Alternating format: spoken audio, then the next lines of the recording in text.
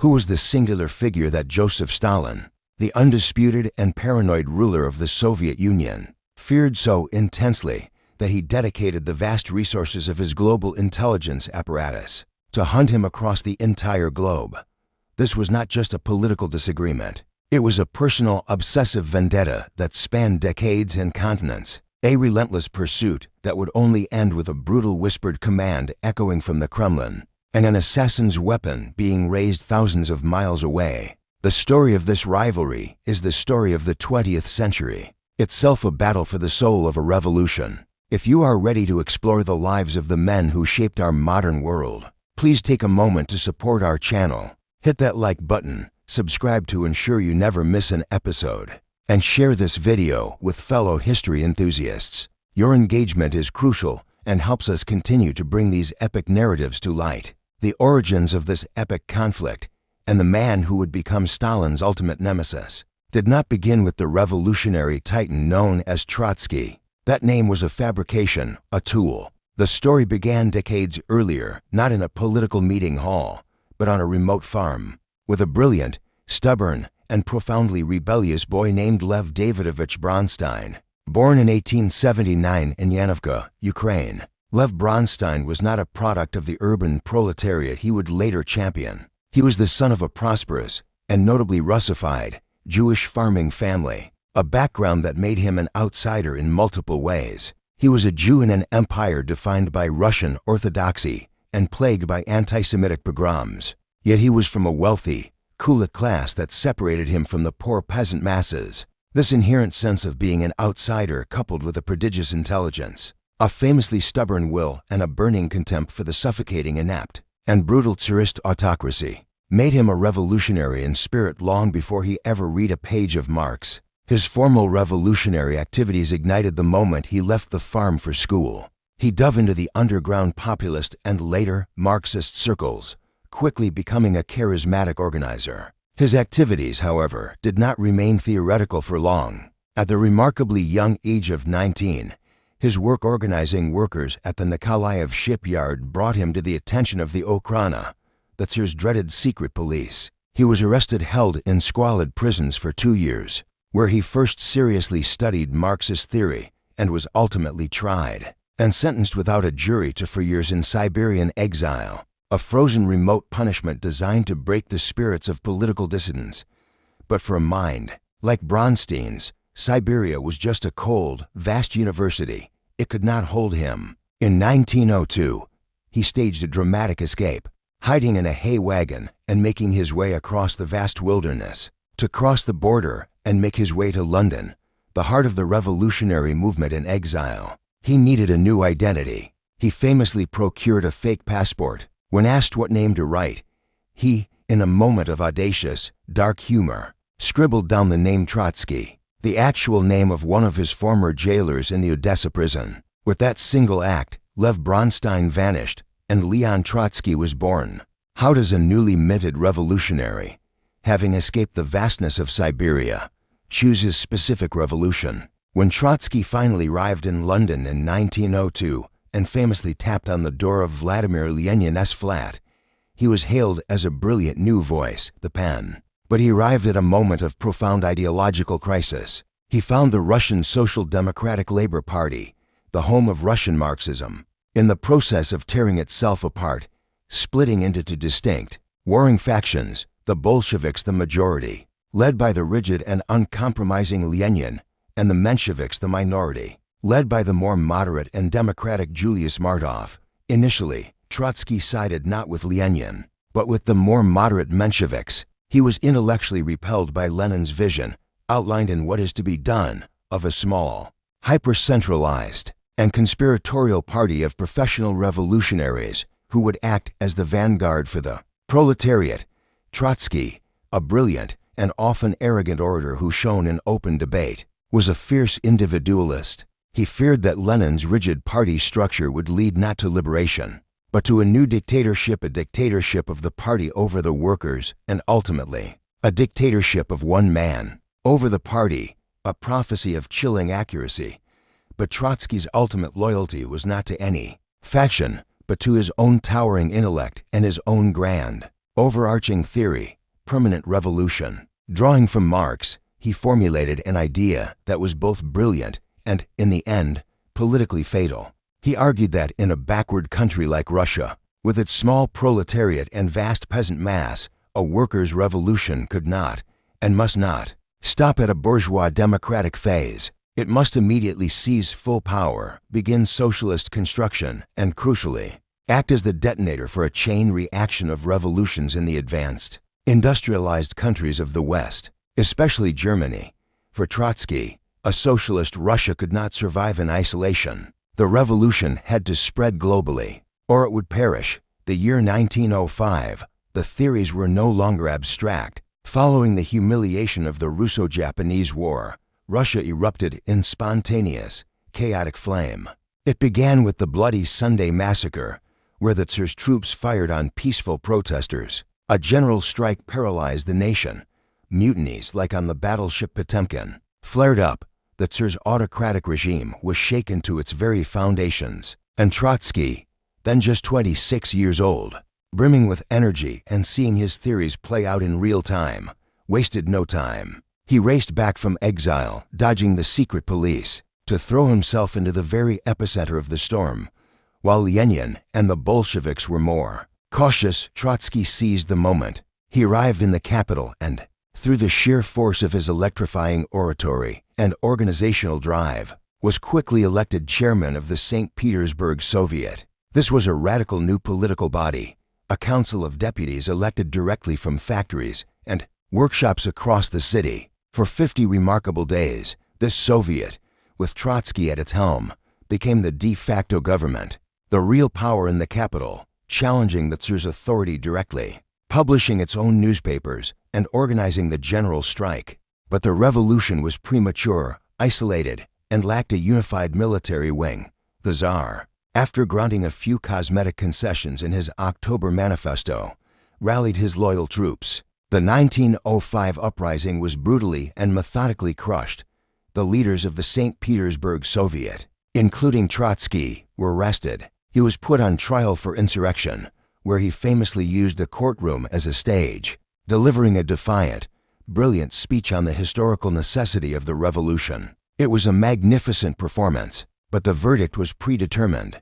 He was convicted and sentenced to a second, much harsher exile, permanent deportation and hard labor in the most remote, frozen wastes of Siberia. And yet again, astoundingly, he escaped. This time, his journey was an epic 700-kilometer reindeer sledge dash across the Arctic. He fled to Europe, living as a journalist and revolutionary theorist in Vienna, Paris, and eventually New York. But 1905, which he would later call the Great Dress Rehearsal for 1917, had taught him a vital, non-negotiable lesson. He now saw that spontaneous worker uprising and brilliant speeches were not enough. To win, to truly shatter the state, the workers needed what Lenin had been advocating for all along: an armed, disciplined, and ruthlessly organized vanguard. What then changed between 1905 and 1917? The First World War, a catastrophic meat grinder that bled Russia white and exposed the Tsar's regime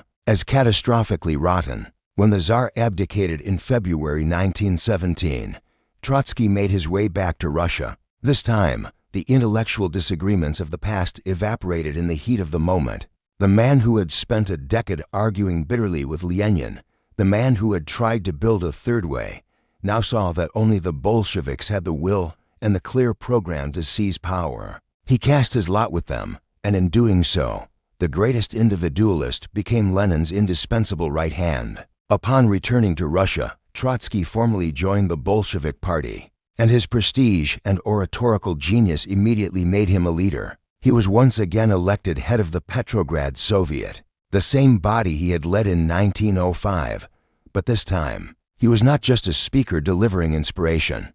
He was the chief organizer and tactical military planner of the October coup. While many in the Bolshevik leadership wavered, Trotsky was resolute, becoming the public face and the practical mind of the insurrection. Their partnership was the engine of the revolution, while Lenin, often operating from hiding, was the overall political strategist and the unbending will. Trotsky was the on-the-ground executor, It was Trotsky who directed the Bolshevik-led military revolutionary committee. He methodically planned the seizure of the city's vital infrastructure, the post offices, the telegraph stations, the railway hubs, the bridges, and, finally, the Winter Palace. It was Trotsky's precise, dispassionate organization that ensured the October Revolution was, in its initial stages, an almost bloodless, surgically precise coup. When the Bolsheviks stormed the Winter Palace and declared a new government, Trotsky was rewarded for his loyalty and brilliance. He was named the first Commissar of Foreign Affairs. His initial, world-shaking task was to negotiate Russia's exit from the First World War, leading to the humiliating but necessary Treaty of Brest-Litovsk, which he famously tried to stall with his no war, no peace policy. But the point stood. His intense, symbiotic partnership with Lenin had succeeded where all others had failed. They had not just talked about revolution, they had forged a new state, the world's first ever communist nation. How do you possibly win a war when you don't even have an army? Almost immediately, the nascent Bolshevik state was attacked from all sides by counter-revolutionary white armies, led by Tsarist generals, by anarchist green armies, and by the invading expeditionary forces of over a dozen foreign powers, including Britain, France, Japan, and the United States, all dedicated to strangling the revolution in its cradle. With the state on the verge of total collapse, Lenin handed Trotsky a new, seemingly impossible task: create an army. Trotsky's new title was Commissar of War, and his task was to create the Red Army literally from nothing, from a scattered, demoralized, and chaotic rabble of worker militias. To the shock of many pure Bolsheviks, Trotsky, the cosmopolitan intellectual, transformed overnight into a ruthless, pragmatic, and unbending military commander. He made the deeply controversial decision to conscript thousands of ex-Tsarist officers, the military specialists, to provide the technical expertise, holding their families hostage to ensure their loyalty. He then attached a loyal communist, political commissar to every unit to watch the officers and maintain ideological discipline.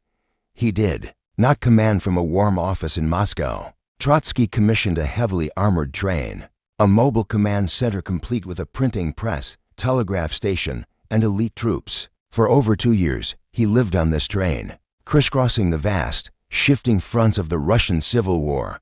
He raced from one crisis point to the next, appearing like a whirlwind to rally the troops. He used brutal, uncompromising discipline, summarily executing deserters and disloyal commanders, but balanced this terror with his unparalleled oratory, climbing onto armored cars to inspire the freezing, starving, and often typhus-ridden Red Army soldiers to fight and die for the world revolution, against all conceivable odds, against forces that were better equipped and controlled most of the country's territory. The Red Army won. By 1921, the whites were broken and the foreign invaders had retreated. Trotsky, the military architect of this victory, was at the absolute zenith of his power and prestige, second only to Lenin. He had saved the revolution, but his methods, his arrogance, his reliance on bourgeois specialists, his ruthless discipline, and his sheer, blinding success had created a deep well of resentment and a powerful cabal of enemies within the party's bureaucracy.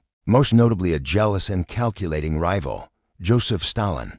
The war was won, but the nation was utterly ruined. The policy of war communism, the forced grain requisitions and total nationalization of industry necessary to win the war had led to catastrophic famine, peasant uprisings like the Kronstadt Rebellion, and the total collapse of the economy. To save the revolution from itself, Lenin, in a stunning reversal, introduced the new economic policy NOP. In 1921, this policy was a major strategic retreat, allowing for a return to limited, state-controlled capitalism, letting peasants sell their surplus grain on the open market and allowing small private businesses to operate. Trotsky, though he publicly supported Lenin, was deeply skeptical of the NEP. He and his allies in the left opposition saw it as a dangerous, and perhaps permanent, retreat from the socialist project. He feared that the NEP would empower two new, hostile classes, the Netmen, a new class of small-time urban capitalists, and the kulaks, wealthy, landowning peasants. More profoundly, he feared the rise of a new, Unaccountable state bureaucracy, the very apparatus Stalin was quietly building, which was growing fat and complacent from this new, less revolutionary period. This ideological split became a desperate scramble for power as the unthinkable happened. Lenin's health failed.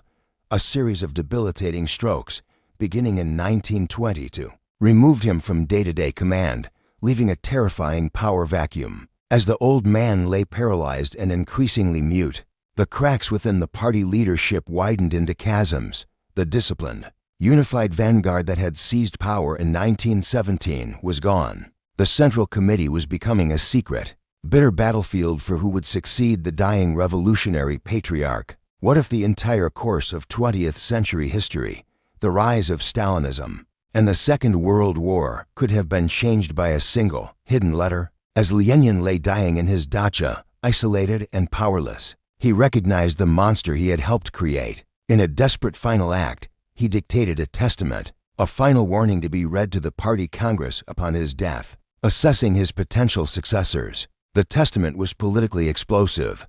He praised Trotsky, despite his non-Bolshevik past, as distinguished not only by outstanding ability. He is personally perhaps the most capable man in the present CC, but his assessment of Stalin, the man he had promoted to general secretary, was a bombshell. He warned that Stalin was too rude, a flaw that was intolerable in a general secretary. He had, Lenin noted with alarm, accumulated unlimited authority in his hands, and Lenin was not sure whether he will always be capable of using that authority with sufficient caution. This criticism escalated into a postscript dictated weeks later after Stalin had personally insulted Lenin's wife, Nadezhda Krupskaya. Lenin's final, explosive recommendation was utterly unambiguous.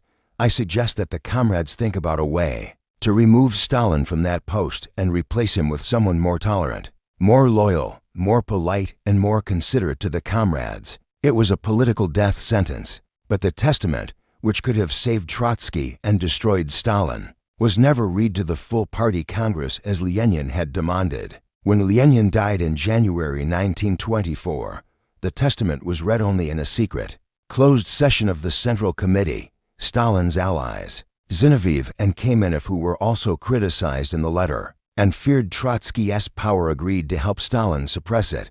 They argued it would cause division. At a difficult time, the warning was buried.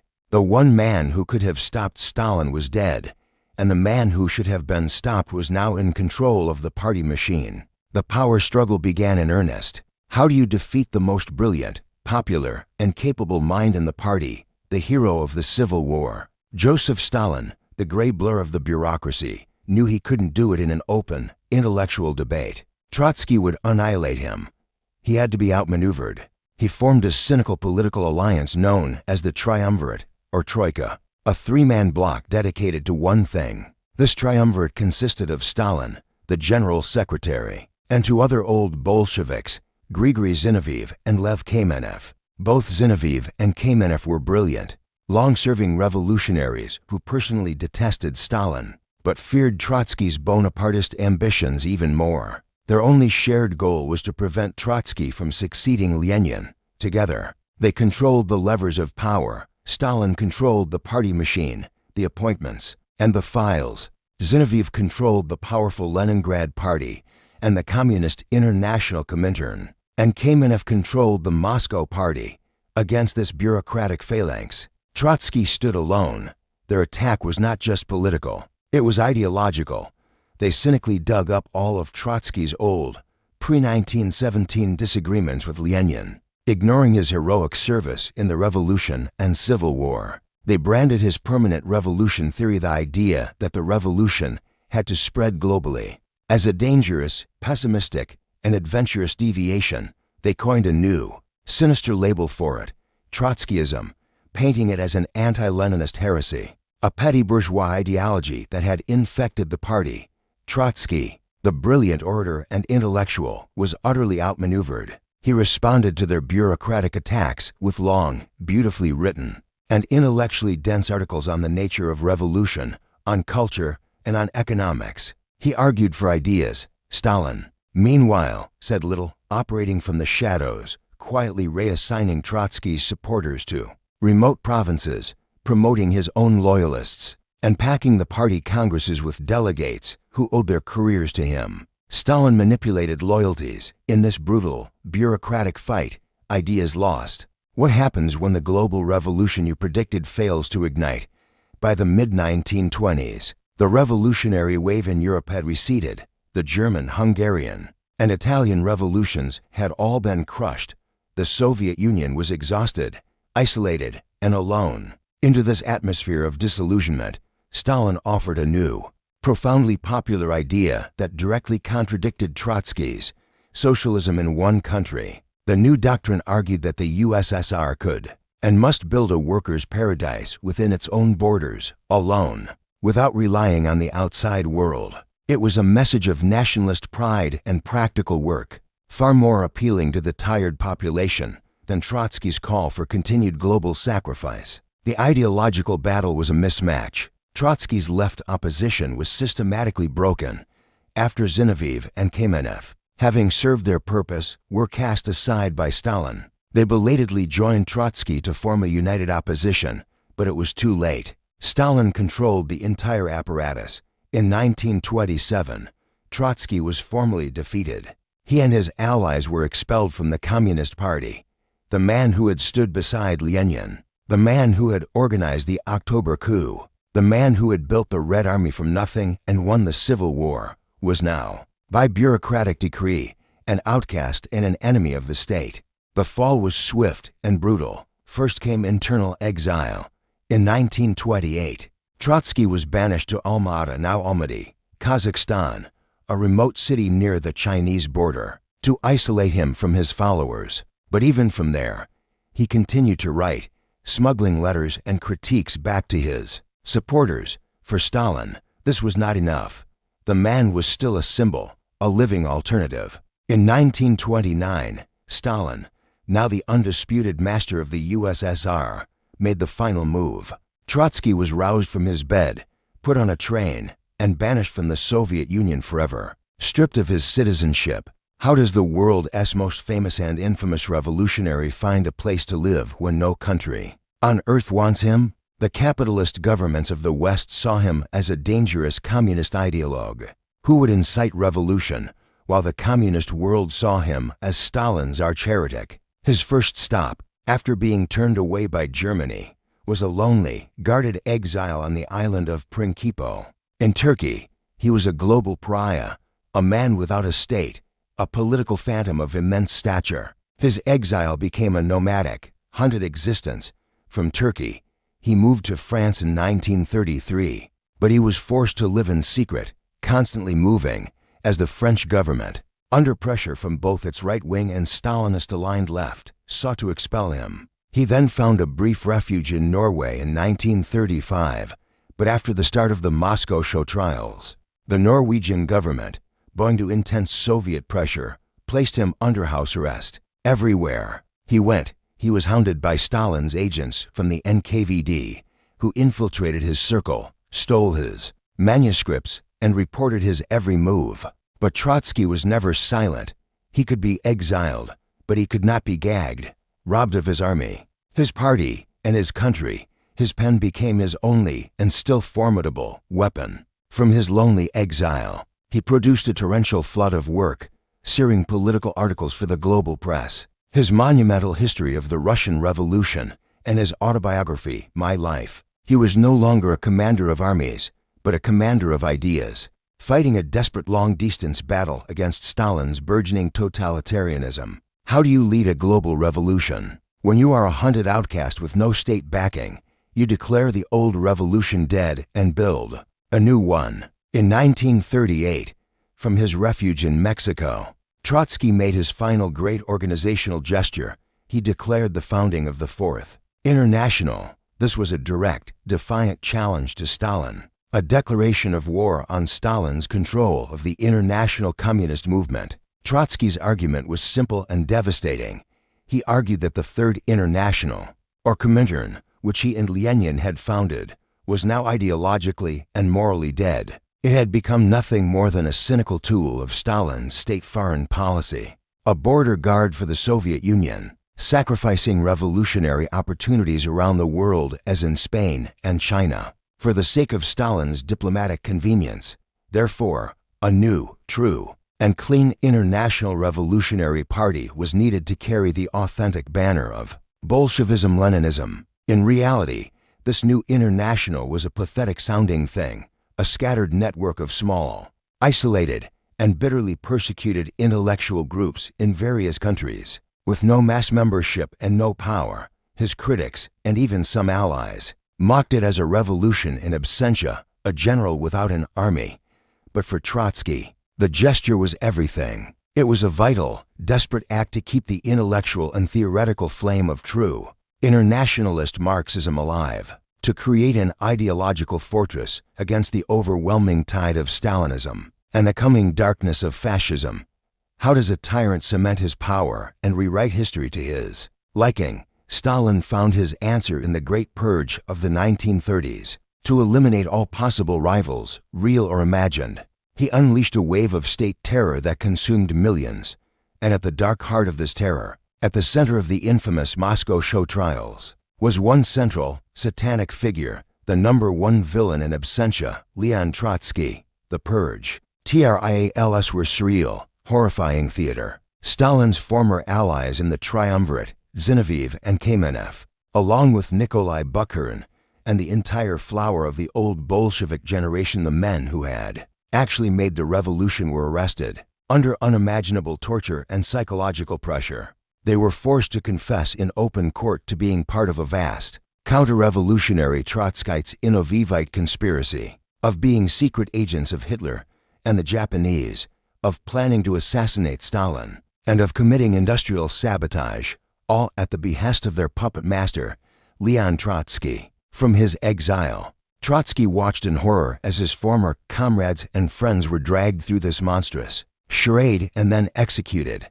He fought back with the only weapon he had. He wrote The Revolution Betrayed, his magnum opus of political analysis. In it, he ruthlessly exposed Stalin's regime not as socialist, but as a degenerated workers' state, a bureaucratic, totalitarian dictatorship that had betrayed every single principle of October. He called Stalin the gravedigger of the revolution. To fight the specific, absurd charges of the Moscow trials, he participated in a counter-trial, a public commission of inquiry held in Coyoacán, Mexico, in 1937. This commission was headed by the famed American philosopher John Dewey. Trotsky sat for 13 days, cross-examined on every aspect of his life and the charges against him. The Dewey Commission, after examining all the evidence, concluded that the Moscow show trials were a complete fabrication and found Leon Trotsky and his son, Lev Davidovich, not guilty. Where do you hide when you have been declared not guilty by the world's intellectuals, but guilty and sentenced to death in absentia by the world's most powerful dictator? Trotsky found his last, unlikely refuge in Coyoacán, a suburb of Mexico City. He had been granted asylum by the Mexican government, championed by the famous leftist muralist Diego Rivera, in whose blue house, later famous as Frida Kahlo's home, he first stayed.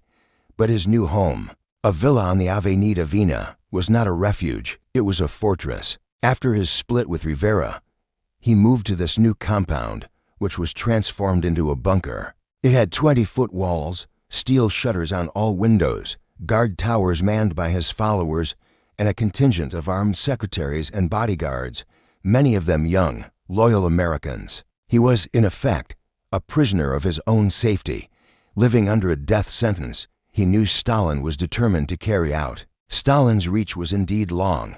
The NKVD, under the direct supervision of Stalin, had spent years infiltrating his circle.